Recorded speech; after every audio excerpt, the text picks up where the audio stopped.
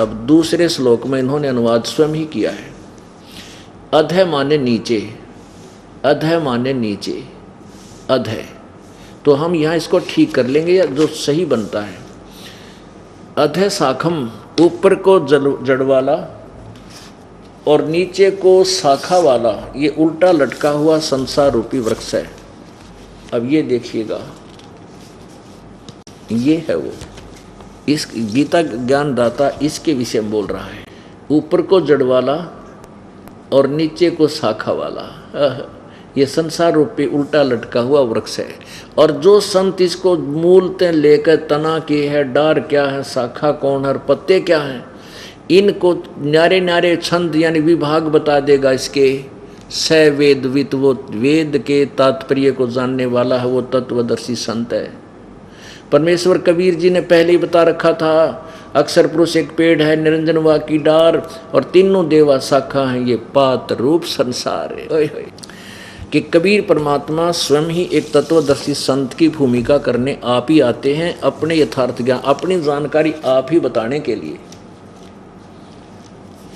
अब देखिए पवित्र गीता जी के इस अनुवाद को, अब आपको कितना आनंद आएगा। पहले गीता जी का सार बताया करते, 4 लाइन गोट रखी थी, तेरा क्या जाता है अर्जुन, तू के लेकर आया था, है तू न्यू कर ले और युद्ध कर ले। ये कोई सार था? इसका सार तो ये है जो आपके समक्ष वर्णन होने लग रहा। अब इन्होंने अनुवाद किया, ये देखिएगा 15वें अध्याय का प्रथम श्लोक। आदि पुरुष परमेश्वर रूप मूल वाले, बिल्कुल ठीक है कि पूर्ण परमात्मा तो वो जड़ समझो। वैसे इसका अर्थ है ऊर्ध्व मूलम, ऊपर को जड़ वाला, मूल माने जड़, ऊर्ध्व माने ऊपर, अधः शाखम, नीचे को शाखा वाला। ये अनुवाद गलत है इनका। संसार रूपी पीपल के वृक्ष को अविनाशी कहते हैं, ठीक है। अब इन्होंने छंदासी यस्य प्रणानी, इसका अर्थ ये बनता है इनका वेद जिसके पत्ते कहे गए हैं, इसके जिसके यस्य माने जिसके छंद यानी विभाग, छोटे छोटे सब टुकड़ों को, अलग पार्ट्स को पत्तों सहित जो बता देगा, उस संसार वृक्ष को यह माने जो वेद माने तत्व से जानता है, मूल सहित जड़ से लेकर पत्तियां तक जो जानता है, स वेदवित, वह वेद के तात्पर्य को जानने वाला है, अर्थात वो तत्वदर्शी संत है। अपने आत्मा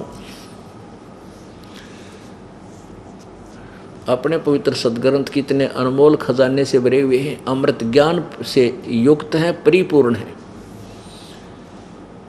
लेकिन गीता और वेदों का ज्ञान इनकम्प्लीट है, गलत नहीं है। जैसे 10वीं तक का सिलेबस गलत नहीं है, लेकिन MA और BA का अलग है। तो इसलिए इसमें कहा कि उस तत्व ज्ञान को जो सच्चिदानंद घन की वाणी में, उस कभी अमर पूर्ण परमात्मा की वाणी में यानी तत्व ज्ञान में है, वो उसको किसी तत्वदर्शी संत के पास जाकर समझ। यदि गीता में ज्ञान वो पूरा होता तो ये शब्द लेखन की गीता ज्ञान दाता ने कोई आवश्यकता नहीं थी। इससे सीधा ये इनकम्प्लीट ज्ञान है, ब्रह्म तक की साधना का है। और जो ना सांकेतिक ज्ञान पूर्ण परमात्मा के विषय में भी कहा है कि वो परमात्मा ही मोक्षदायक है, उसी की साधना करनी चाहिए, उसी की भक्ति से जन्म और मृत्यु का छुटकारा होगा। अब क्या बताया है, परमात्मा ने आकर स्वयं बताया था कि अक्षर पुरुष एक पेड़ है और निरंजन वा की डार और तीनों देवा शाखा है, ये पात रूप संसार।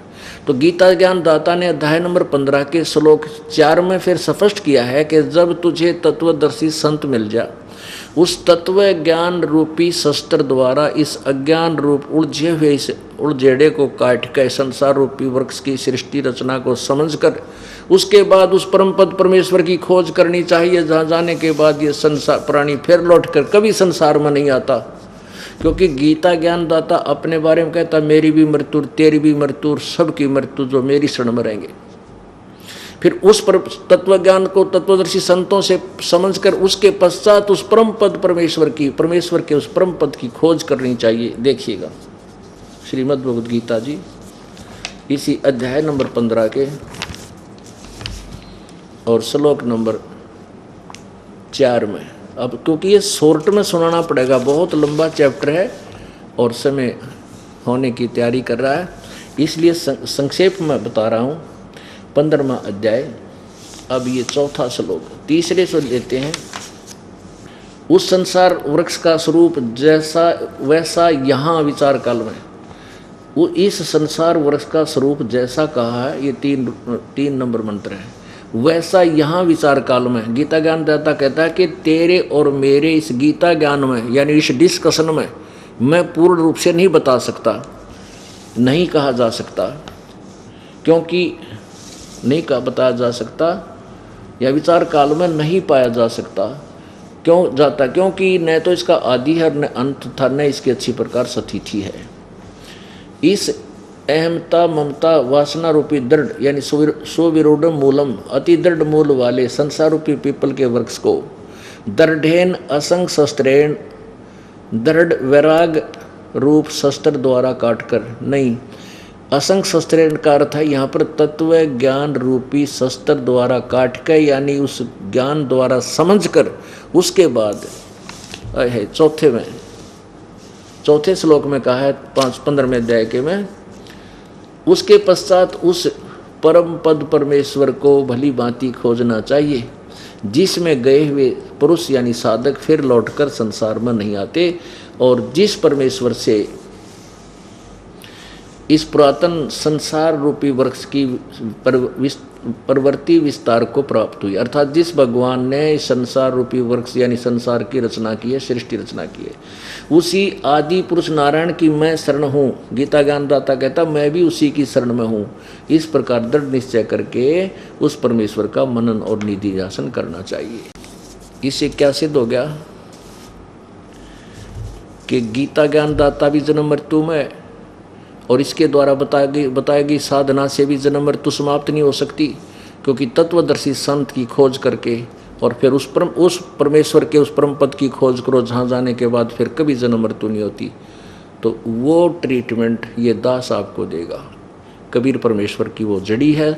कहें कबीर सतकर्मा सार शब्द सरजीवन बूटी, और घिस के अंग लगावे, और कह कबीर तुम सतकर्मा नो, ये जन्म मरण मिट जावे। बोलो सतगुरुदेव। पुण्यात्माओं, परमेश्वर कहते हैं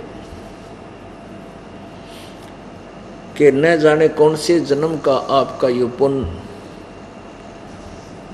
कोई शुभ संस्कार उदय हुआ है कि आप जी का जन्म इस बिचली पीढ़ी में हो गया।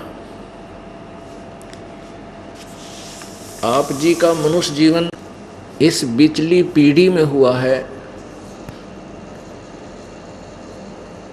जिस समय में परमेश्वर ने बैन उठा रखा है कि अब जो भी प्राणी कबीर परमेश्वर की शरण में आ जाएंगे, इस दास के माध्यम से वो सभी पार हो जाएंगे। उनके लिए कंडीशन बताई है कि उनको आजीवन गुरु मर्यादा में रहना होगा। पुण्यात्माओं, जैसे बच्चे खेल खेलते हैं,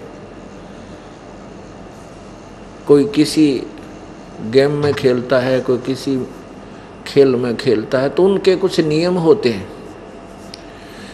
उन नियमों का पालन न करने से खिलाड़ी को आउट कर दिया जाता है, गेम से बाहर निकाल दिया जाता है।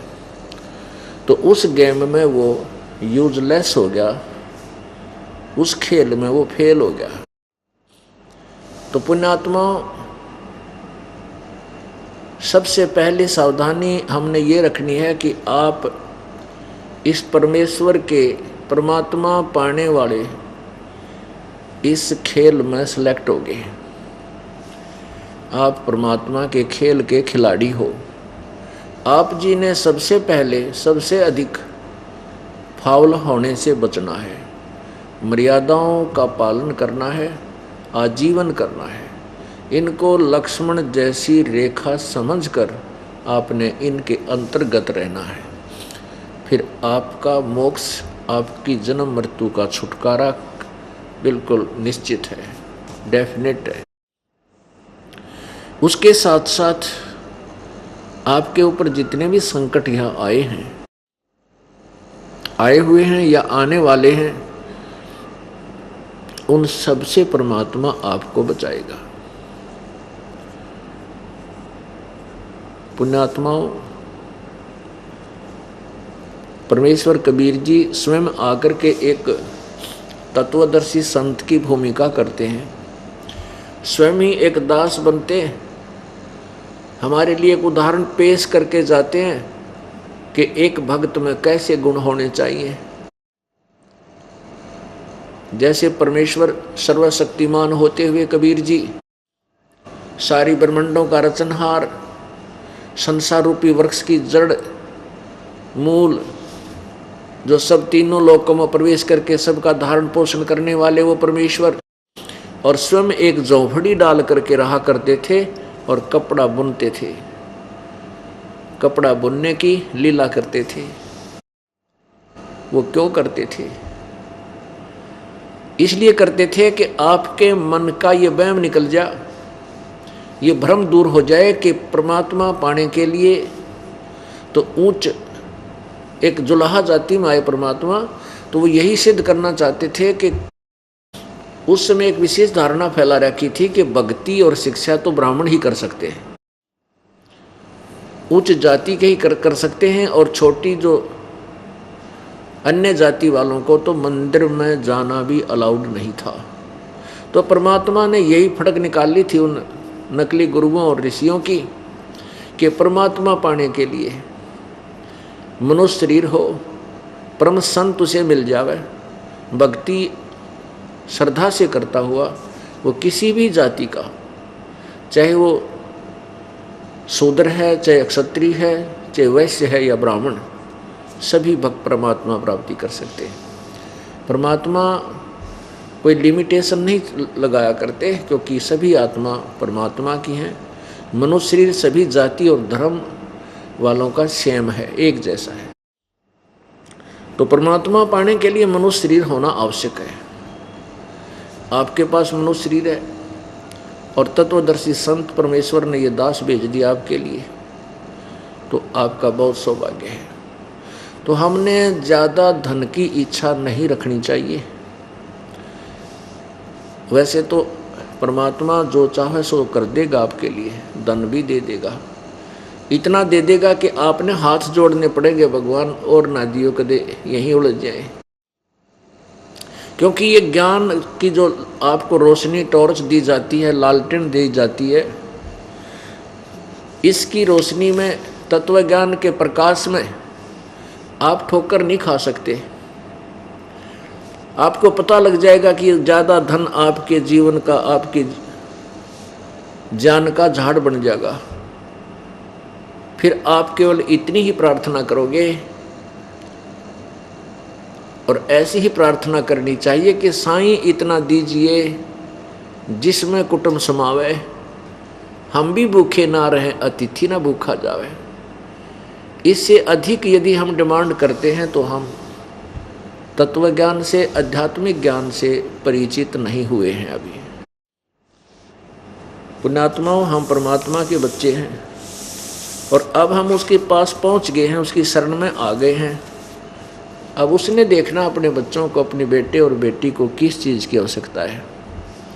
सर्दी आती है तो गर्म कपड़े पहले ही माता पिता तैयार कर लेते हैं, और भी कोई आपत्ति है, कोई किसी खाना बनाना है, खाने के लिए सुबह शाम दोनों टाइम बना कर रख देते हैं, बच्चा किसी समय खावे। तो पुण्यात्माओं, परमेश्वर कबीर जी आपकी इतनी केयर टेक करेगा, इतनी देखभाल करेगा। कहते हैं जो बच्चा गौ की नज़र में, यो साईं को संत, भक्तों के पीछे फिरे वो भक्त वत्सल भगवंत। जैसे गौ को, गाय की दृष्टि अपने बच्चे पर रहती है, और वो कहीं दौड़ जाता है तो गाय पीछे पीछे भाग लेती है। तो परमात्मा कहते जो बच्चा गौ की नज़र में, यो परमेश्वर कबीर जी ने अपने भक्त, अपने संत और भक्तों के पीछे फिर वो भक्त वत्सल भगवंत है। वो परमात्मा फिर आपके साथ ऐसे घूमता रहता है। आपकी इतनी ध्यान रखेगा।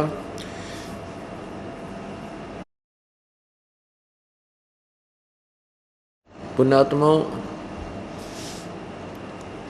जिसमें परमेश्वर आए थे उन्होंने यही हमें दर्शाया था कि पहले तो गुरु के बिना बात नहीं बनेगी।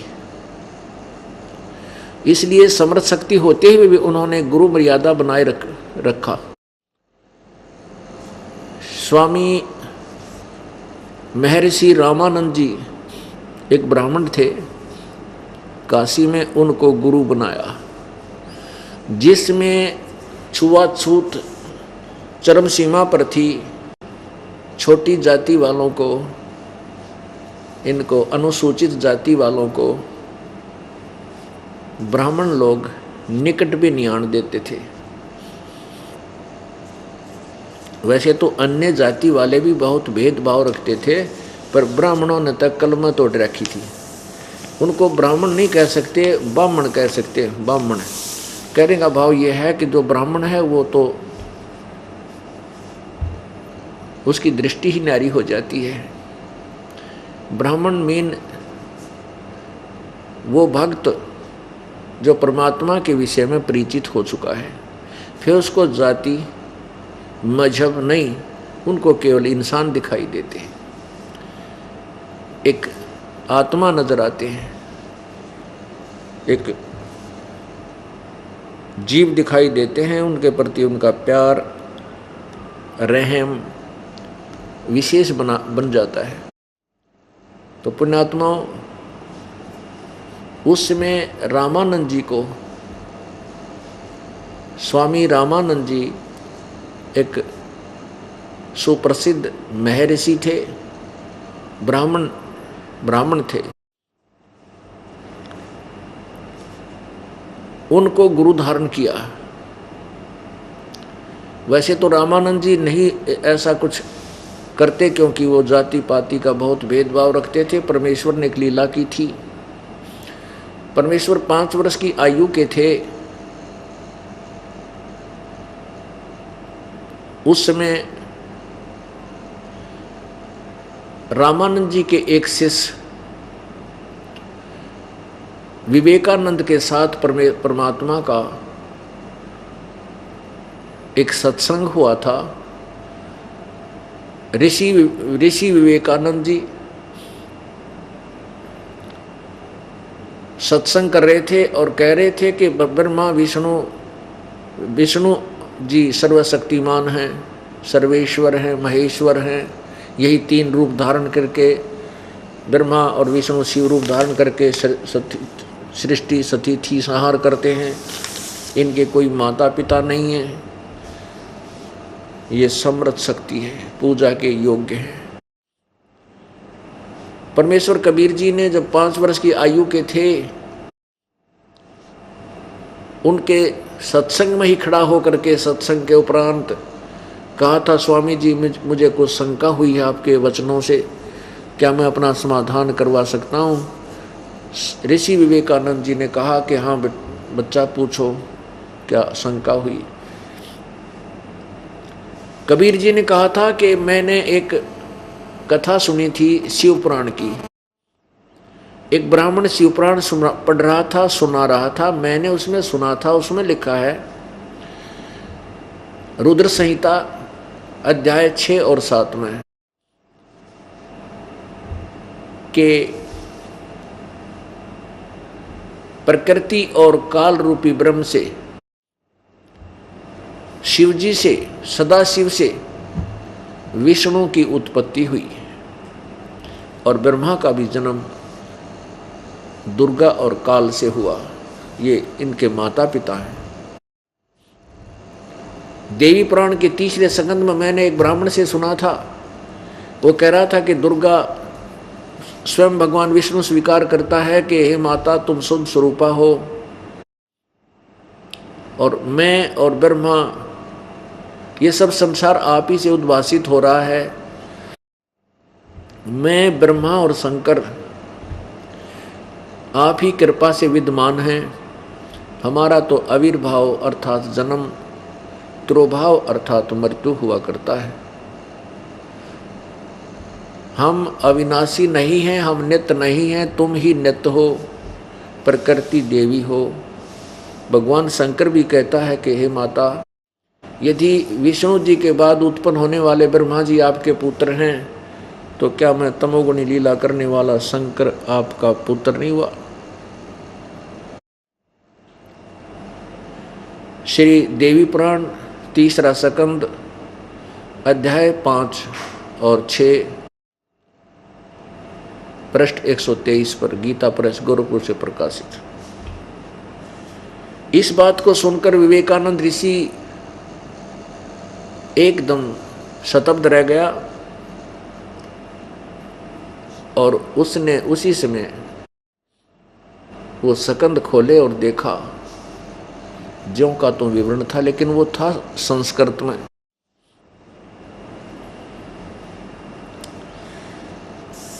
और संस्कृत केवल ब्राह्मण लोग ही जानते थे, अन्य किसी को संस्कृत पढ़ने का अधिकार नहीं था।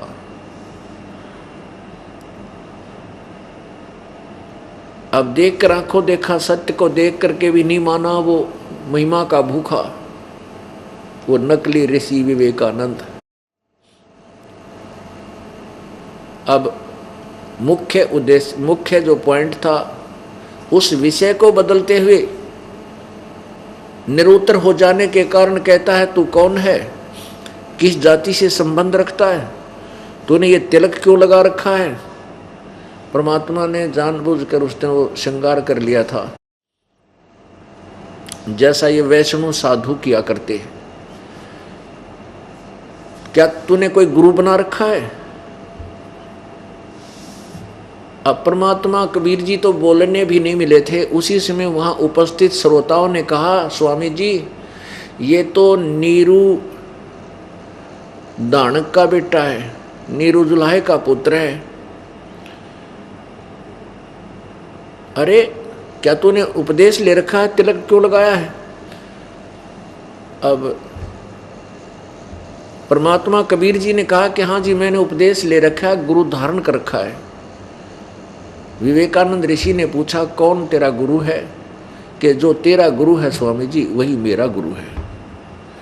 अब विवेकानंद जी ने कहा, देखो रे लोगों कितना झूठा है ये दानक का बेटा, जुलाहे का, शूद्र जाति का, और मेरे गुरुदेव महर्षि रामानंद जी को बदनाम करता है। हमारे गुरुदेव तो छोटी जाति वालों के दर्शन भी नहीं करते, वो तो ब्राह्मण हैं। देखो रे लोगों, देख लो तुम ये कितना सच्चाई झूठ बोलता है। ब्रह्मा विष्णु महेश के कोई माता पिता नहीं है और किसी शास्त्र में ऐसा नहीं लिखा है, ये गलत कह रहा। अब परमात्मा कबीर जी अपनी सच्चाई को इसलिए रह रह कर बोल रहे थे कि जब बिजली पीढ़ी आवेगी, जब इनकी पोल खुलेगी। अब तो ये मना कर रहे हैं और सारे समाज को गुमराह कर रहे हैं। जब समाज शिक्षित होएगा, जब इनके अज्ञान की खाल उतरेगी, तब पता चलेगा मैं कौन हूँ। कबीर परमेश्वर यही सोच करके ये सत्य ज्ञान उस समय उच्चारण किया दाता ने कि फिर ये भोली आत्मा मुझे पहचानेंगे अपने पिता को। कबीर जी कहते हैं सोचा था परमेश्वर ने कि ये मुझे पहचानेंगी कि Kabir is God, Kabir was God और Kabir will be God. Kabir परमात्मा है, था और रहेगा। इसलिए परमेश्वर ने वो सच्चाई अपने तत्व ज्ञान में, अपनी वाणी में, सच्चिदानंद घन की वाणी में अपने मुखारविंद से उच्चारण किया था। अब उस समय उस अज्ञानी, उस नकली महर्षि ने, उस नकली ब्राह्मण ने सत्य को स्वीकार नहीं किया, क्योंकि इनकी बुद्धि काल के हाथ में है और परमात्मा के पीछे पड़ गया कि देखना कल मैं अपने गुरुदेव को बताऊंगा, तुम भी आना भैया भक्तों, वहाँ पर श्रद्धालुओं देखो इसकी पिटाई करेंगे, हमारे गुरुजी इसने बेइज्जती की है, देख लेना। क्योंकि शाम का समय हो गया था। परमेश्वर कबीर जी ने क्या लीला की थी, कुछ ही दिन पूर्व, महीना 20 दिन पहले इस घटना से, जिसमें परमात्मा 5 वर्ष की आयु के थे, उस समय एक छोटे बालक का 2.5 वर्ष के बच्चे का रूप बनाया और गंगा घाट, बनारस में काशी में एक गंगा दरिया के ऊपर एक नहाने का घाट बना हुआ है, उसको पंचगंगा घाट कहते हैं। उस पंचगंगा घाट पर की पौड़ियों पर जाकर के लेट गया कबीर परमेश्वर, लेट गए अंधेरे में। सुबह सुबह ब्रह्म मुहूर्त में, ब्रह्म मुहूर्त होता है सूर्य उदय होने से लगभग 1.5 घंटा पूर्व पहले। परमात्मा कबीर जी को मालूम था कि स्वामी रामानंद जी, महर्षि रामानंद जी, जिनका आश्रम पंचगंगा घाट से थोड़ी ही दूरी पर था, 1-2 फरलांग की दूरी पर था, वो सुबह सुबह उठ करके वक्त से और स्नान करने के लिए पंचगंगा घाट पर जाया करते थे। उस दिन भी जब स्वामी रामानंद जी स्नान करने के लिए पंचगंगा घाट पर नीचे उतर रहे थे और पौड़ियों में नीचे परमात्मा लेटे हुए थे बालक रूप में, कबीर परमेश्वर जी के सिर में रामानंद जी की खड़ाऊं लगी, पैर की खड़ाऊं लगी। पैर के अंदर एक लकड़ी की खड़ाऊं पहना करते जूते के स्थान पर ये ऋषि महर्षि जी,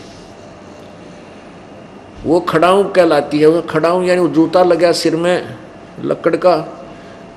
परमात्मा ने बालक वाली लीला से चिल्लाना शुरू किया, रोने लगे। स्वामी रामानंद जी शीघ्रता से नीचे को झुके, क्योंकि भक्त संत साधु में पूर्व संस्कार वश एक विशेष दया होती है, रहम होता है, नम्रता होती है। तो इस भाव से एकदम नीचे को झुके और देखा कि कोई बालक के चोट लगी मेरे पैर से। तुरंत झुके, बच्चे को उठाया और गोदी में लिया और कहा, बेटा रो मत। ऐसे सिर पे हाथ रखा और राम राम बोल बेटा, राम राम बोल।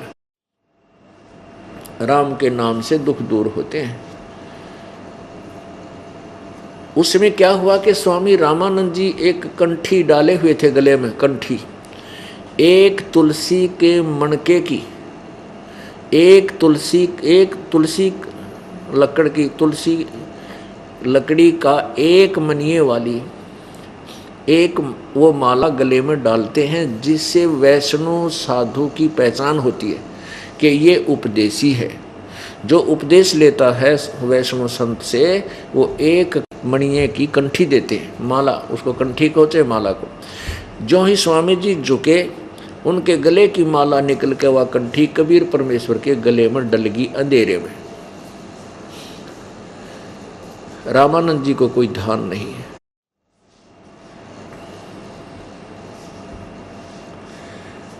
परमात्मा चुप हो गए। कबीर भगवान जी बालक रूप धारण किए हुए रोना बंद कर दिया। स्वामी जी स्नान करने के लिए और नीचे चल पड़े और कहा, बेटा बैठ जा यहाँ, तू किसी का बच्चा है, रास्ता अंधेरे में रास्ता भूल के यहाँ आ गया, शुक्र है तू दरिया में बहा नहीं, बैठ जा बेटा, मैं तुझे आश्रम में ले चलूँगा, जिसका भी होगा उसके घर भिजवा दूंगा। अब परमात्मा चुप हो गए, स्वामी जी स्नान करने लग गए। वहाँ से कबीर परमेश्वर अंतर ध्यान हुए और अपने मुंह बोले माता पिता नीरू और नीमा के घर उस झोपड़ी में आकर सो गए। रामानंद जी स्नान करके बाहर आए, रोशनी हो गई थी, सूर्य उदय हो रहा था। देखा वो बालक तो नहीं है, सोचा किसी कि होगा, चला गया होगा, अब कहाँ ढूंढो उसको, कहीं नजर नहीं आ रहा है। बात समाप्त हुई।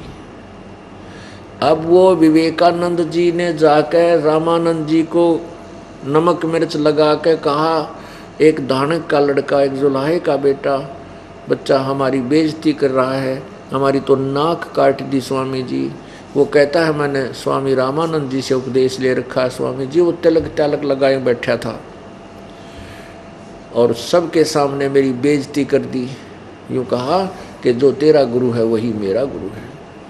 इस बात को सुनकर रामानंद जी बहुत दुखी हो गए, कहने लगे वो झूठा है, कपटी है, मैंने किसी जुलाहे के लड़के को नाम नहीं दिया, मैं दूसरी जाति वालों को उपदेश नहीं देता हूँ, वो झूठ बोलता है, सुबह मेरे पास पकड़ कर लाओ और उन सभी श्रोताओं को बुला लो जिनके सामने उसने झूठ बोला था, ताकि ये बात स्पष्ट हो सके।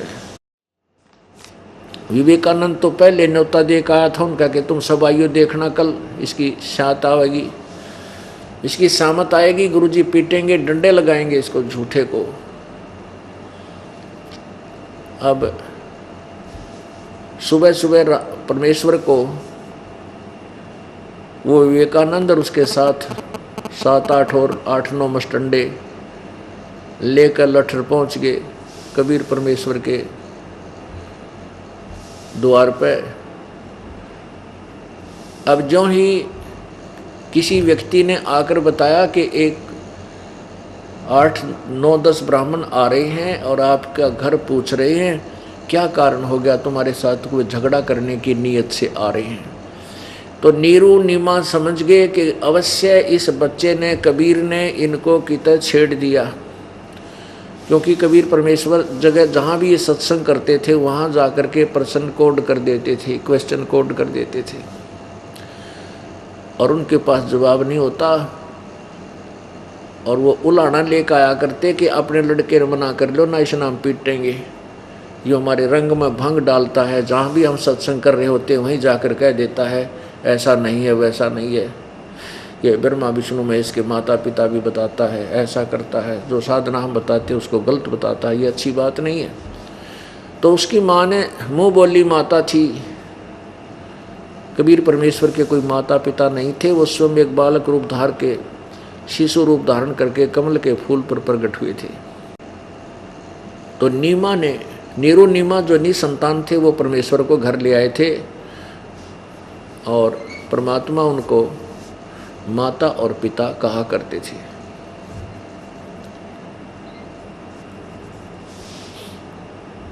अब नीमा ने सोचा कि ये कल किसी को छेड़छाड़ करके आया है, आज तो वो लठ लेकर आगे पीटेंगे मेरे बच्चे को। तो माता ने कहा बेटा तू खड़ा हो, उनको मत छेड़ा कर, इनको तू बार बार समझाती हूँ, तू मानता नहीं, और पीछे चल। झोंपड़ी के पीछे लेगी माता नीमा अपने बच्चे को और कहा तू बोलिए मत, इनसे माँ अपने निपट लूँगी, यहाँ बैठ जा। झोंपड़ी के पीछे लेटा दिया, ऊपर से कुछ गुदड़ गाबा डाल दिया, कपड़े डाल दिए फटे पुराने कुछ नए, और कहा तू बोलिए ना बेटा। परमात्मा बोले ठीक है। कबीर जी कहने लगे ठीक है। अब इतने में वो विवेकानंद की सेना पहुंच गई, लाठी ले रही, 8-10 जने हुए। कहने लगे कहाँ है वो तेरा बेटा, वो कहाँ है तेरा बेटा कबीर। तो माइक द्वार में खड़ी होकर कहने लगी जी क्या बात होगी, क्या गलती कर दी मेरे बेटे ने, पीटूंगी मैं उसको, धमकाऊंगी, करड़ा करूंगी। वो कहने लगे हट, वो कहाँ है। माई ने कहा कि वो तो घर पे नहीं है। नीमा की बात पर विश्वास नहीं किया उन्होंने और झोपड़ी में पहुंच गए।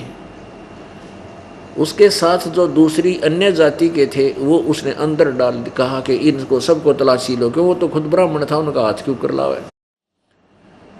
उन्होंने सब चारपाई उलट सुलट कर दी, कपड़े ठाठा कर सारे इधर उधर फेंक डाले और पूछ रहे कहाँ वो तेरा, बता हमें, नहीं तुझे पीटेंगे, तेरे को मारेंगे, तो सच्ची बता वो कहाँ है तेरा बेटा। तब परमेश्वर कबीर जी ने सोचा ये मेरी माँ और पिता को तंग करेंगे, अपने ऊपर के सब कपड़े एक तरफ फेंक करके जो झोपड़ी के पीछे लिटा रखा था माँ ने छुपा कर, कबीर परमेश्वर खड़े हो गए झोपड़ी के पीछे और कहा ऋषि जी, ए स्वामी जी, मैं तो झोपड़ी के बाहर पीछे बैठा हूँ, खड़ा हूँ। 2-3 आवाज ऐसे लगाई तो भाग कर दौड़ कर वो सभी पीछे को गए, परमात्मा को बाँ से बाजू से पकड़ दिया। अब लेकर चलने लगे। जब माता अपने बेटे से लिपट गई और कहने लगी मेरे बच्चे को छोड़ दो, मैं इसको धमकाऊंगी, मैं आप इनको करड़ा कर दूंगी, आज के बाद तो मैं कुछ नहीं कहेगा।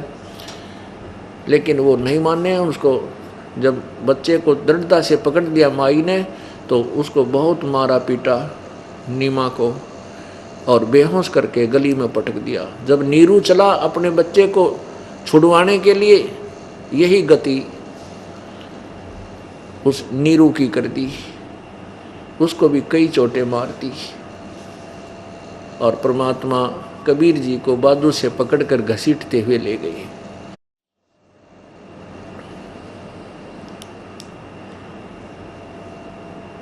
अब पुण्यात्माओं, उस विवेकानंद ने जाके कहा, स्वामी जी ये आ गया है वो चोर, वो झूठा नीरू का बेटा।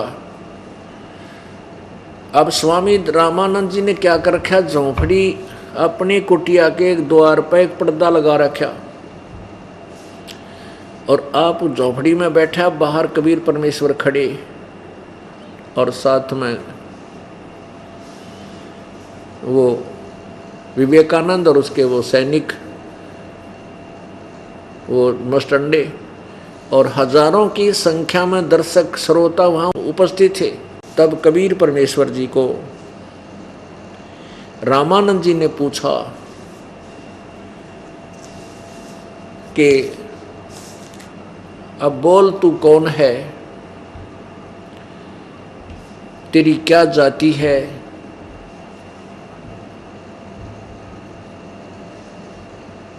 यदि तूने उपदेश लिया है तो तेरा कौन पंथ है। पुण्यात्माओं, परमात्मा कबीर जी ने कहा कि जात हमारी जगत गुरु और परमेश्वर है पंथ, दास गरीब लिखित पढ़े मेरा नाम निरंजन कंठ।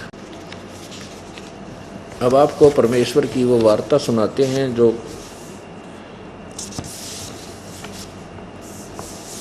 महर्षि रामानंद जी के साथ हुई थी।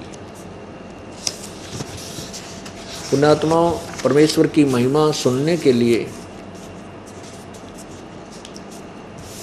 आपके अंदर विशेष कसक रहनी चाहिए। यही कथाएं हैं, यही ज्ञान है। जैसे रोगी को स्वस्थ करने के लिए ट्रीटमेंट दिया जाता है, वही टेबलेट्स होती हैं, गोलियां होती हैं जो महीनों खानी पड़ती हैं, और न चाहते हुए दोनों समय फांका लगाना पड़ता है, और तभी जाकर के हम वो स्वस्थ होता है। ठीक इसी प्रकार परमेश्वर की इस महिमा को हमने उन टेबलेट्स की तरह, औषधि की तरह, रुचि हो या ना हो, ये फांका लगाते रहना पड़ेगा, क्योंकि हमारे ऊपर युगों युगों के पाप कर्म हमारे ऊपर दबाव दे रहे हैं।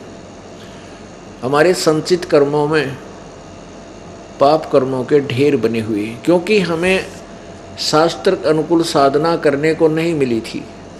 हम अन्य उपासना में लगे रहे, उसमें कुछ पुण्य करते तो पुण्य कम बनते और पाप ज़्यादा बनते थे। तो जब तक हम कबीर परमेश्वर जी की शरण में पूर्ण संत यानी तत्वदर्शी संत के माध्यम से नहीं आते हैं, तो हमें दोनों ही प्रकार के ये कर्म भोगने पड़ते हैं, पुण्य भी पाप भी। तो जिस कारण से हम इतने पापग्रस्त हो चुके हैं, कलयुग में आकर हमारा स्वभाव बिगड़ गया, हमारा व्यवहार खत्म हो गया, हमारे अंदर विकारों की इतनी प्रबलता होगी कि हम बुराई करते समय आगा पीछा नहीं देख पाते। ये सब कारण पाप कर्मों की अधिकता से होता है। जब आपके पाप कम हो जाएंगे, पुण्यों में वृद्धि हो जाएगी, आप बहुत फूंक फूंक के कदम रखोगे, आप में दया बढ़ जाएगी, आपके अंदर कोई भी पाप करने की वृत्ति दृढ़ नहीं हो सकती। यदि कोई ऐसा कभी मन में दोष उत्पन्न होता है, तो ये परमात्मा के ज्ञान रूपी चोट उसको मारकर तुरंत बैठा देगी कि नहीं, जुल्म हो जाएगा, नाम टूट जाएगा, हमारा जो है भगवान रुष्ट हो जाएगा, आपत्तियां आ जाएंगी, हमें तुरंत वो डर लगेगा। इसलिए ये ज्ञान, ये वाणी, परमात्मा की महिमा आपको बार बार सुनाई जा रही है। हमने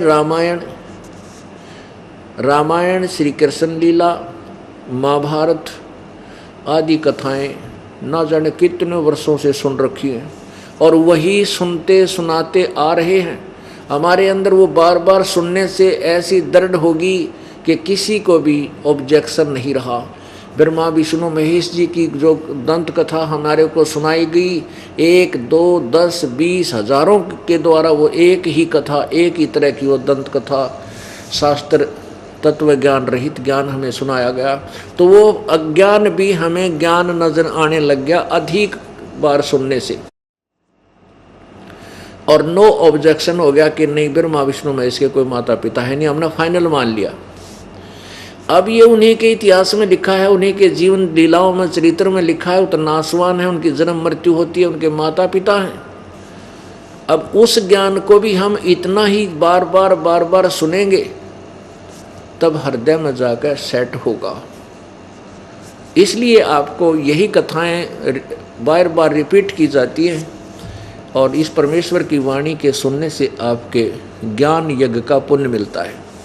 गीता जी अध्याय नंबर 4 के श्लोक नंबर 25 से 30 तक बताया है कि ऐसे ऐसे साधना, कोई ऐसी साधना करता है, कोई ऐसी साधना करता है, कोई वे देवताओं की पूजा करता है, कोई केवल योगासन पर ही आधारित है, कोई एक तपस्या पर ही कोई ही करता है, और कोई तीक्ष्ण अहिंसावादी है, जैसे मुंह पर पट्टी बांध ली, नंगे पैरों घूमना, सूर्यास्त होने के बाद रोटी खाना नहीं खाना, इस तरह के, और कोई दोनों पर तपता है। ये साधनाएं सब अपनी साधना को पाप नाशक जानते हैं, लेकिन चौथे अध्याय के 32वें श्लोक में कहा है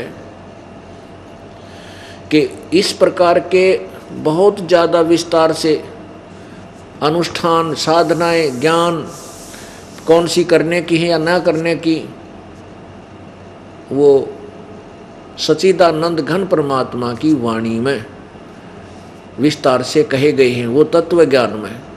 चौथे अध्याय के 33वें श्लोक में कहा है कि ज्ञान यज्ञ, दर्व यज्ञ से ज्ञान यज्ञ श्रेष्ठ है। दर्व यज्ञ कौन सी है? जैसे जो धन लगाने से जो बन होती है, जैसे भंडारे करवा दिए और कहीं पर धर्मशाला बनवा दी, कितने प्याऊ खुलवा दी, कितने मंदिर बनवा दिए, तो कहते हैं जो तुम द्रव यज्ञ से, ये जो धन से होने वाले धार्मिक अनुष्ठान, उनको यज्ञ बोलते हैं। ज्ञान यज्ञ श्रेष्ठ है, और ज्ञान यज्ञ में सभी प्रकार के कर्म समाप्त हो जाते हैं। पुण्यात्माओं, जब हमें, वैसे तो हम अंधाधुंध कोई भी साधना कर रहे हैं, उसका ये नहीं पता इससे क्या लाभ है, वैसे ही हम देखा लगे। जब हमें तत्व ज्ञान हो जाएगा, इस ज्ञान यज्ञ में, ये ज्ञान यज्ञ चल रही है, यहाँ पर 5 यज्ञ हो रही हैं। वैसे तो एक यज्ञ है धर्म की, दूसरी यज्ञ है ध्यान, और तीसरी यज्ञ हवन की, चौथी यज्ञ प्रणाम, और 5वीं यज्ञ ज्ञान की है। यहाँ धर्म यज्ञ, ये परमात्मा का भंडारा दिन रात चलता है, और दूसरी यज्ञ है ध्यान, कि यहाँ आने के बाद आप केवल परमात्मा का ही ध्यान रखते हो, उसी की चर्चा चलती रहती है। और तीसरी यज्ञ हवन की, यहाँ पर जितने भी अखंड पाठ होते हैं, जैसे 200 पाठ हैं या 300 पाठ हैं, तो 332 जलाई जाती है ज्योति, और एक ज्योति में 3 दिन में लगभग 1 किलो देसी घी हवन हो जाता है, सवा हो जाता है। तो ये हवन यज्ञ भी चल रहा है।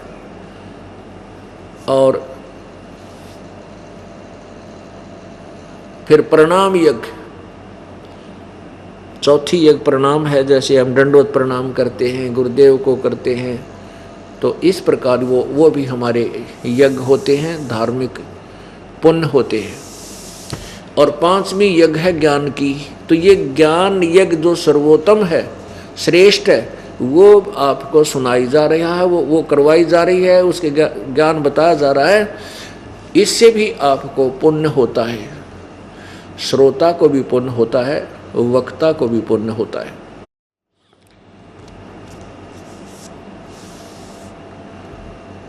तो ज्ञान से ही हमें सब पता चलता है कौन सी क्रिया करनी चाहिए, कौन सी ना करनी चाहिए, तब हम करेंगे तो लाभ होगा। वैसे अंधाधुंध आँख मीच के कीता कोई किधर भाग रहा, कोई किधर दौड़ रहा, जब तक हमें सुपथ नहीं मिलेगा, कुपथ पर चलने से हम कभी अपने ठीक ठिकाने नहीं जा सकते। तो इसलिए आपको रह रह कर परमात्मा की महिमा सुनाई जाती है। ऋग्वेद मंडल नंबर 9 के सूक्त नंबर 96 के मंत्र नंबर 16, 17, 18, 19, 20 में स्पष्ट किया है। 16 मंत्र में पूछा है कि उस परमेश्वर का वास्तविक नाम क्या है। प्रभु आप अपना वास्तविक नाम बताइए। आओ परमेश्वर के वास्तविक नाम से परिचित हों, उसका क्या नाम है। 17वें श्लोक में लिखा है कि वो परमात्मा कबीर संत सोम कबीर गिरभी, वो परमात्मा कबीर जी, उसका नाम कबीर है, और वो कबीर गिरभी अपनी कबीर वाणी के द्वारा लोकोक्तियों के माध्यम से ऊंचे स्वर में उच्चारण करके बोलता है। अपनी महिमा की वाणी यानी कबीर वाणी, अपने बारे में जानकारी वो स्वयं ही आकर देता है। उसको ना समझ करके, परमात्मा को ना पहचान करके उसको एक प्रसिद्ध कवि की उपाधि दे दी जाती है, लेकिन वो होता है भगवान। और 18वें श्लोक में लिखा है कि उस संत रूप में प्रगट, उस ऋषि रूप में प्रगट परमात्मा, ऋषि कहो, संत कहो, ब्राह्मण कहो, उस ऋषि रूप में अर्थात संत रूप में प्रगट परमात्मा द्वारा रची गई हजारों की संख्या में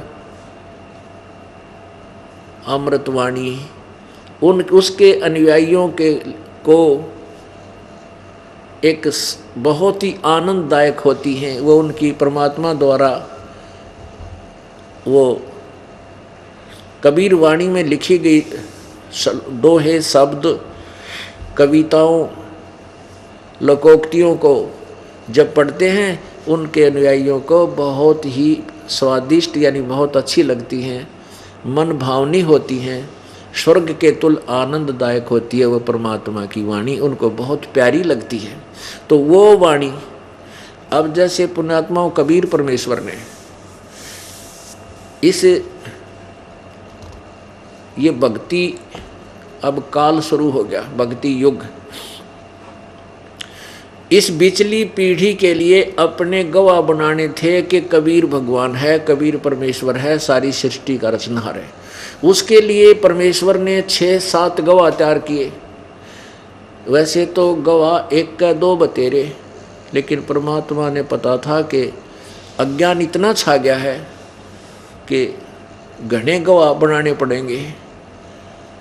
आदरणीय धर्मदास जी परमेश्वर कबीर जी के गवाह हैं कि कबीर परमात्मा है, सतलोक में रहता है, उसी ने सारी सृष्टि रची है। आदरणीय मलुकदास जी, आदरणीय दादू साहेब जी, आदरणीय नानक साहेब जी, आदरणीय घीसा दास साहेब जी, आदरणीय गरीबदास साहेब जी, ये 6-7, आदरणीय रामानंद साहेब जी, ये 7-8 परमात्मा ने अपने गवाह बनाए। उनमें से एक संत गरीबदास जी गांव छुडानी, जिला झज्जर, हरियाणा वाले हैं, जो कि आपको कबीर सागर, पवित्र कबीर सागर में दिखाया था कि कबीर परमेश्वर ने 600 वर्ष पहले अपनी अमृतवाणी में बोला था, जो श्री संत धर्मदास जी द्वारा लिपिबद्ध किया गया। परमेश्वर ने कहा था कि 12 पंथ काल के होंगे, ये काल, और उन 12 पंथों में से एक गरीबदास पंथ होगा, 12वां, और वो 1774 में उसका जन्म होगा वैसे कबीर सागर में संवत 1775 लिखा है, और संत गरीबदास जी का जन्म संवत 1774 में वैशाख में हुआ। ये ऐसे भी भूल थोड़ा सा धोखा लग जाता है कि क्योंकि ये देश जो अपने हिंदुस्तानी जो देसी जो महीने हैं वो चैत से प्रारंभ होते हैं, फाल्गुन से में समाप्त होता है वर्ष, और चैत्र से फिर वैशाख। तो कई बार क्या होते हैं 2 फाल्गुन हो जाने से और कई बार 2 का 1 महीना बन जाने से तो न्यू गड़बड़ हो जाती है। ऐसा भी रहा होगा कि 74 की जगह वो 75 या 75 की जगह 74 लिखा गया होगा। ये गरीबदास जी की तरफ संकेत स्पष्ट है कि संवत 1775 में मेरा जो है ना प्रेम प्रकट होगा और उसके द्वारा मेरी महिमा की वाणी प्रकट होगी, और उस गरीबदास पंथ तक के जितने भी अनुयायी हैं वो असंख्य जन्म भी पार नहीं हो सकते। उस बार में पंथ में यानी गरीबदास वाले पंथ में हम ही आगे चलकर हम ही चलकर आएंगे और सभी पंथों को समाप्त करके केवल एक पंथ चलाएंगे। केवल 12 नहीं, सब पंथों को अपने आत्माओं एक कंसेप्ट को क्लियर करने के लिए, एक उदाहरण को, एक जो है शंका का समाधान करने के लिए ढेर सारे प्रमाण आपको दिखाए जाते हैं और रह रह कर दिखाए जाएंगे, क्योंकि प्रत्येक सत्संग में, प्रत्येक प्रवचन में परमात्मा की आत्माएं बदलती रहती हैं। ये एक ऐसा सामूहिक शिक्षा स्थल है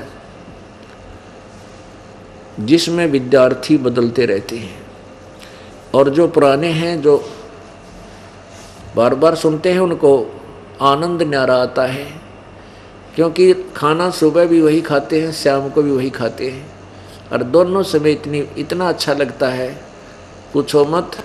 तो वो प्राणी स्वस्थ है, इसलिए ये आहार है, और ये आहार हमने परमात्मा की वाणी जो है हमारा एक आहार का काम करता है, आत्मा की खुराक है, और इस खुराक को हमने बार बार ग्रहण करना होगा, तभी हमारी आत्मा मजबूत रहेगी, स्वस्थ रहेगी। अब आपको पवित्र कबीर सागर दिखाते हैं। एक तो इन प्रमाणों से आपको ये विश्वास होगा कि जो ये दास कह रहा है वो सत्य है, और अब वो समय आ गया है कि कबीर परमेश्वर का कि वो वचन सत्य होने का, कि पूरे विश्व में एक बार मेरा ही ज्ञान चलेगा। 600 साल पहले परमेश्वर ने कबीर सागर में लिखा है कि बीचली पीढ़ी आवेगी, और कलयुग जब लगभग 52-53 100 वर्ष बीत गए होंगे, तब पूरे विश्व में एक मेरी महिमा रह जाएगी, बाकी सब समाप्त हो जाएंगी। तो वो अब पूर्ण वो अब समय आ गया है, वो सभी प्रमाण आपके समक्ष हैं। अब आपको दिखाते हैं कि ये पवित्र कबीर सागर की देखिएगा, पवित्र कबीर सागर संपूर्ण 11 भाग खेमराज श्री कृष्ण चंद्र प्रकाशन मुंबई से प्रकाशित है, और इसका संशोधक कौन है? ये है मुद्रक एवं प्रकाशक खेमराज श्री कृष्णदास, अध्यक्ष श्री वेंकटेश्वर प्रेस, खेमराज श्री कृष्णदास मार्ग बम्बई। और ये है कबीर सागर ज्ञान सागर प्रथम खंड, और ये है कबीर पंथी भारत पथिक स्वामी युगलानंद बिहारी द्वारा परिष्कृत, यानी इसने इसको संशोधित किया है। ये इसलिए दिखा रहा है दास, कोई ना सोचा कि रामपाल ने अपनी और कोई नकली बना रखा होगा, नहीं, ये तो एक ऐसी ऐसा समय आ गया, कोई भी बालक नहीं रह रहा, तुरंत समझ जाते हैं। अब आपको दिखाते हैं, ये देखिएगा बोध सागर कबीर चरित्र बोध सागर पृष्ठ 1870। और यहाँ लिखा है कबीर साहब के पंथों का वृत्तांत, कबीर साहब के पंथों का वृत्तांत। और ये कबीर चरित्र बोध के अंदर है, कबीर चरित्र बोध।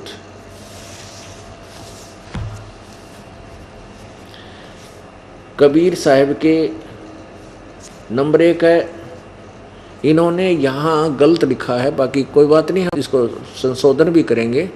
ये देखो, नारायण दास जी का पंथ